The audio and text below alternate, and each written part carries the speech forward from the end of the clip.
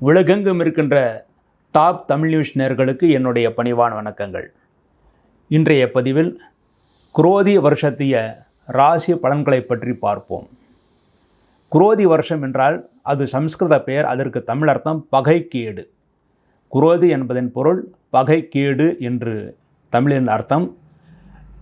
குரோதி வருஷத்தில் கலியுகாதி, அதாவது இந்த கலியுகம் ஆரம்பித்து 5126 ஆண்டுகள் ஆகிறது. சாலிவாகன சகாத்தம், அதாவது சாலிவாகனன் என்று ஒரு அரசன் இந்த பூலகை ஆண்டு 1946 ஆண்டுகள் ஆகிறது. திருவள்ளுவர் இந்த உலகத்தில் பிறந்து 2055 ஆண்டுகள், அதாவது 2055 ஆண்டுகளுக்கு முன்பாக திருவள்ளுவர் பிறந்தார். ஆங்கிலத்தில் இந்த வருடம் 2024-25.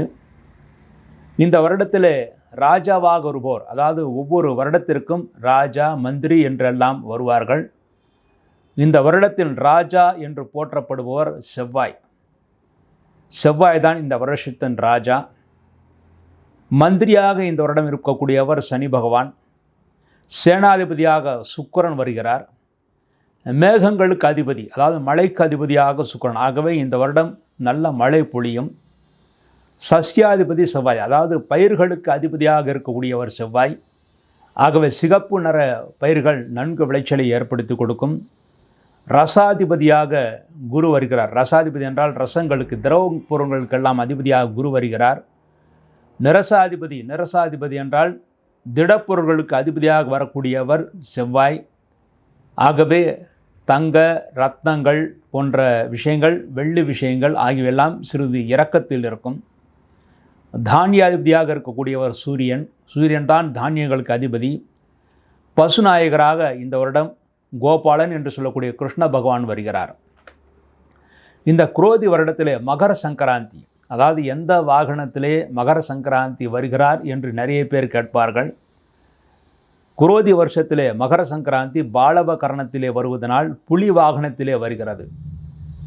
புலி வாகனத்திலே மகர சங்கராந்தி வருகிறார். அதன் மூலமாக மிருக பயம், மிருகங்களால் இந்த வருடம் ஜனங்களுக்கு பயம் ஏற்படும். மிருகங்களால் தொல்லைகளும் அதிகமாக இருக்கும். தெருநாய்களாலும் அதிகமான தொல்லைகள், காட்டு விலங்குகளினாலும் தொல்லைகள் அதிகமாக இருக்கும். ஆகவே மிருகங்கள் இருக்கின்ற இடத்திலே சிறிது ஜாக்கிரதையாக இருப்பது நல்லது. இந்த வருடத்தில் 4 கிரகணங்கள் இருக்கிறது. அதாவது சூரிய கிரகணம் 2, சந்திர கிரகணம் 2. ஆனால் அந்த 4 கிரகணங்களும் இந்தியாவில் தெரியாது. உலகத்தில் எந்த பகுதியிலே இந்த கிரகணம் தெரிகிறதோ அந்த பகுதிக்கு மட்டும்தான் ஆபத்து. இந்தியாவுக்கு இந்த கிரகங்கள்னால், அதாவது இந்த கிரகணங்கள்னால் எந்த விதமான ஆபத்தும் கிடையாது. இந்த வருடம் குரு பயிற்சி இருக்கிறது. திருக்கணிதப்படியும் வாக்கியப்படியும் குரு பயிற்சி இருக்கிறது. பொதுவாக திருக்கணிதப்படியும் வாக்கியப்படியும் குரு பயிற்சி ஆகும் போது 3 மாதங்கள் 2 மாதங்கள் இடைவெளி இருக்கும். ஆனால் அதிசயமாக இந்த வருடம் ஒரே நாளிலேயே திருக்கணிதப்படியும் வாக்கியப்படியும் குரு பயிற்சி நிகழ்கிறது. திருக்கணிதப்படி சித்திரை மாதம் 18ஆம் தேதி மே 1/5/2024 புதன்கிழமை பகல் 1 மணிக்கு திருக்கணிதப்படியும், அதே நாளில் மாலை 5:38 வாக்கியப்படியும் குரு பயிற்சி நிகழ்கிறது. ஆக இந்த வருடம் ஒரே நாளிலேயே குரு பயிற்சி. அந்த குரு பகவான் மேஷ ராசியிலிருந்து ரிஷப ராசிக்கு சஞ்சாரம் செல்ல இருக்கிறார். இந்த வருடம் திருக்கணிதப்படி சனி பயிற்சி வருகிறது. வாக்கியப்படி சனி பயிற்சி கிடையாது. ஆனால் திருக்கணிதப்படி இந்த வருடம் சனி பயிற்சி இருக்கிறது. பங்குனி மாதம் 15ஆம் தேதி, இந்த வருட கடைசியில் பங்குனி 15ஆம் தேதி 29/3/2025 சனிக்கிழமை இரவு 9:44 சனி பயிற்சி சனிக்கிழமையிலே வருகிறது. சனிக்கிழமை இரவு 9:44 சனி பகவான் கும்பராசிலிருந்து மீனராசிக்கு சஞ்சாரம் செல்ல இருக்கிறார்.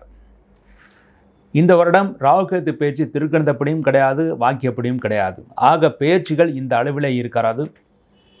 பொதுவாக இந்த வருடத்திலே மழை அதிகமாக பொழியும்.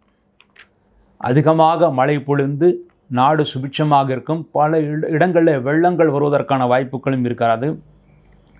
ஆனால் விவசாயம் நன்கு செழிக்கக்கூடிய அளவிலே தான் இந்த வருடம் இருக்கிறது.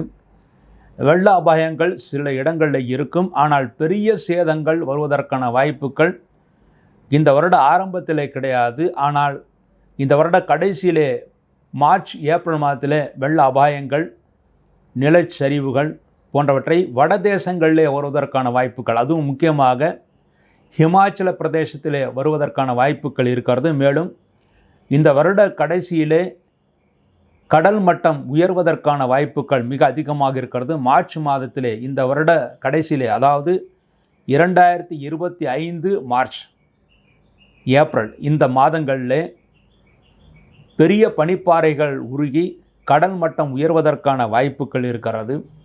ஆகவே பனி பிரதேசங்களில் இருப்பவர்கள் மிகவும் எச்சரிக்கையாக இந்த வருடம் இருக்க வேண்டும்.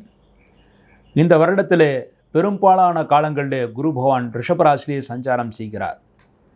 ஆகவே இந்த வருடம் தங்க வெள்ளி விலைகள் ஆரம்பத்தில் ஏறி அதன் பிறகு இறங்குவதற்கான வாய்ப்புகள் மிக அதிகமாக இருக்கிறது. சித்திரை மாதம் தங்கத்தின் விலை, வெள்ளி விலை உச்சத்திலே இருக்கும். அதன் பிறகு ஆவணி, புரட்டாசி, ஐப்பசி மாதங்களிலே விலை வெகுவாக குறைந்துவிடும் என்ற அளவில் தான் இருக்கிறது.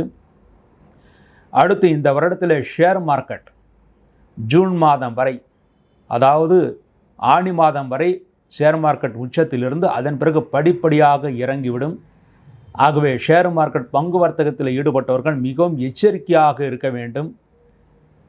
தேவையற்ற கம்பெனிகளில் நீங்கள் முதலீடு செய்வதை தவிர்க்க வேண்டும்.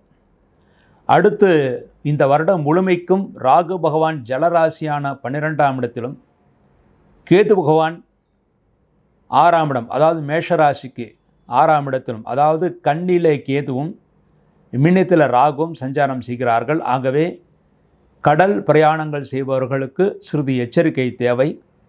மேலும் கன்னி பெண்களுக்கும் சிறு சிறு பிரச்சனைகள் ஏற்பட்டு அதன் பிறகு சரியாகும். இந்த வருடம் முழுமைக்கும் கும்பராசிலேயே சனி பகவான் இருக்கிறார். கும்பராசி என்பது காற்று ராசி. அந்த காற்று ராசியிலே சனி பகவான் இருப்பதனால் இந்த வருடத்திலே ஆகாய விமானத்திலே செல்பவர்கள் எச்சரிக்கையாக இருக்க வேண்டும். மேலும் இந்த வருடத்திலே காற்றினால் அபாயங்கள் வருவதற்கான வாய்ப்புகள் இருக்கிறது. தொழில்துறை நன்கு வளர்ச்சி அடையும். அதாவது மே மாதத்திற்கு பிறகு, குரு பெயர்ச்சி ஆனதற்கு பிறகு தொழில்துறையிலே நல்ல வளர்ச்சி ஏற்படும்.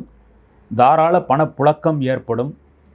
வெள்ளி விலை, தங்க விலை போன்ற பொருட்களெல்லாம் விலை குறைந்தாலும் தொழில் விருத்தி நன்றாக இருக்கும். ரியல் எஸ்டேட் அதிக அளவில் ஏறுவதற்கான வாய்ப்புகள் இந்த வருடம் கிடையாது. இது இந்த வருடத்திய பொது பலன்களாக நாம் அறிகிறோம். மேலும் இந்த குரோதி வருடத்தில் அரசனுக்கு ஆபத்து என்று பஞ்சாங்கத்தில் போடப்பட்டிருக்கும்.